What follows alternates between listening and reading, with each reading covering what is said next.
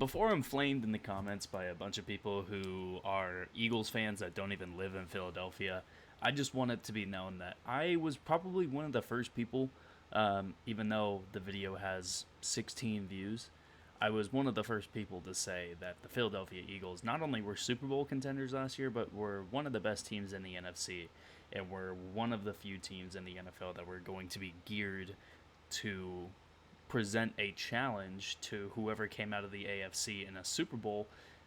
More than likely the Chiefs, of course, and they were one of the few teams that could compete with the Chiefs offensively.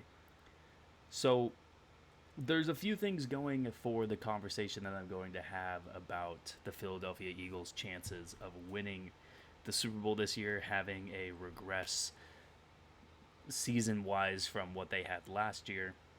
And when I say regress for the Philadelphia Eagles, when you regress from being the best in the NFC, there is a far way to go down, but I don't think they're going to be one of these teams where you see them go 14-3 last year to just being like 7-10 or 8-9, where you miss the playoffs and you're regarded as one of the most disappointing teams in post Super Bowl run history. But what I will say is they're not going to have that same record that they had last year, 14-3. They're not going to be this team where you're looking at them 10, 11 weeks into the season and they're still undefeated. They're still beating teams by 20 plus points.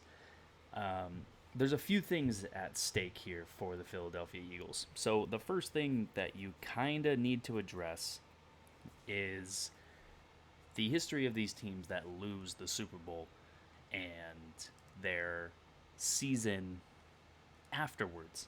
So let's go ahead and go all the way back to 2010. Let's go back to, I guess technically you'd say, the 2009 season. The Colts end up losing in the Super Bowl in technically 2010, but let's just say the 2009 season. The Colts lose the Super Bowl. So going all the way back to then up until the 2021-22 Super Bowl with the Cincinnati Bengals. So 13 teams, not obviously the entire history of the NFL, but a decent chunk of history, and obviously the last 13 years of history. There has been one team in the last 13 years to lose the Super Bowl and end up going to the Super Bowl the next year. That's the Patriots in 2018. They end up winning that Super Bowl, actually, against the Seattle Seahawks. But you look at a lot of these teams. You look at the 16 Panthers, they go 6-10, they don't make the playoffs. You look at the 19 Rams, they go 9-7, they don't make the playoffs. You look at the 20 49ers, they go 6-10, they don't make the playoffs. A lot of other teams, the 2010 Colts, the 2011 Steelers, they lose in the wild card round. Even, teams that showed some early success in the playoffs, you have the 11 Steelers, the 12 Patriots, the 13 49ers, the 21 Chiefs, and the 22 Bengals. All those teams lose in the conference championship.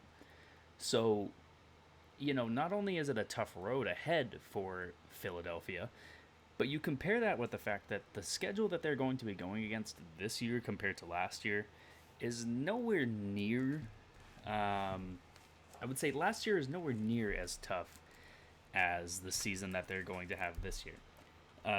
So last year they ended up going against the AFC South as their AFC divisional opponent, which I think, as we all know, the Colts, by the time that Philly was playing them last year, was in a dumpster fire. Houston was not good last year. Jacksonville early in the season last year was not very good. And Tennessee just isn't an offense that is primed to compete with a team like Philadelphia's offense. Compare that with the fact that Tennessee's defense also is nowhere near Philadelphia's defense. That's just like an easy 4 wins for Philadelphia on the schedule. Now, you compare that to the fact that they're going to be going against the AFC East this year. They're going to have their 2 games away. They're going to New England and they're going to New York to face the Jets. You could almost say that that's 2 losses right there. Sunday night in New England. Not only Sunday night in New England, but 4 days later, they come home to play Minnesota. And that's a tough game for Minnesota as well, but it's just, it's one of those things where you're playing your first two games of the season in 4 days.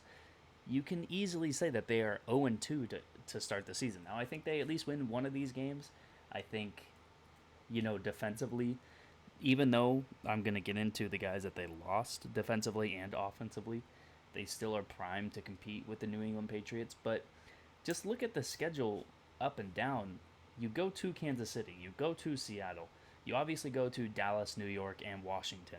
But even your home games, you play at home against Miami. A Miami offense that, if Tua is healthy and that whole offense is healthy, is going to give that team problems defensively.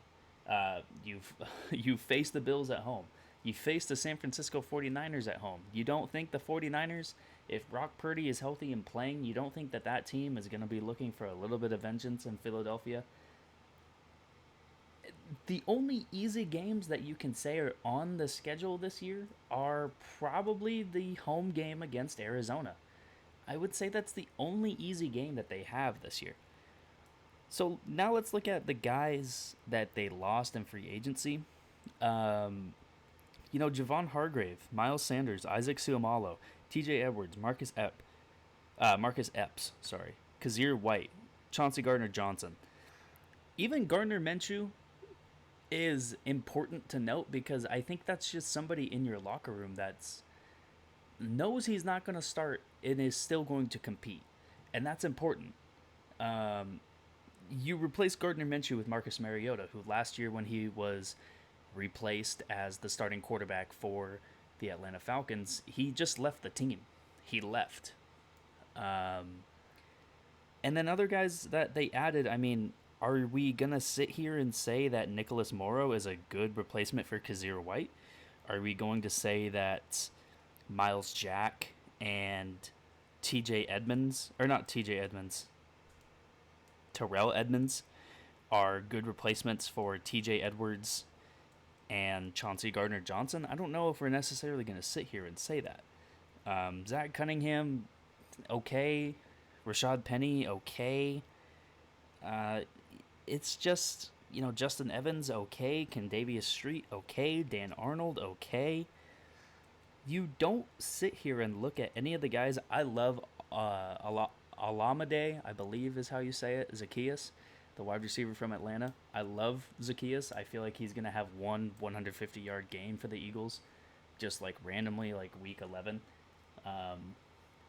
But, you just look at it up and down for the Eagles. Now, I know they added Jalen Carter in the draft. I know they had a great draft again. But you don't sit here and look at what they have done in this offseason, and I just don't think you say that they added production-wise more than they lost. And you compare that with the history of teams coming off a Super Bowl loss. You compare that with the difference in the schedule this year compared to last year. And like I said, I just don't think that the Eagles this year are going to be as good as they were last year. Now, is that really even that big of something to say? No, because they were one of the best teams in the NFL last year, the best team in the NFC, the most talented team in the NFC. They had the best quarterback, they had the best defense, they had the best everything. And it's hard to stay at that level. But with everything that's going on, I think part of what Philly had going into last year especially is that they were not an underdog, but they were a team that not a lot of people were really looking at in the NFC as the prime candidate to win. You got to remember last year, Tom Brady was still in the NFL, coming off of, a playoff run. They lost to the Rams in a pretty disappointing fashion. But still, Tom Brady is in the NFC. The Cowboys are in their division. The Giants were looking at an improved season. The 49ers, the Seahawks, the Rams are coming off a Super Bowl win. You have a lot of other teams in the NFC last year that had a lot more shine on them than the Eagles did. And now the Eagles are that team that are in the prime spotlight. And a lot of teams don't necessarily live up to that hype, especially when they're coming off of a Super Bowl loss. Now, can they get back to the Super Bowl? Of course they can. They're still probably the best team in the NFC. They're probably still the most talented team in the NFC. But I think you look at what other teams did in their offseason period and what they have going for them as far as a schedule. I just don't see the Philadelphia Eagles being able to keep up with what the offseason is saying that they're going to do this year.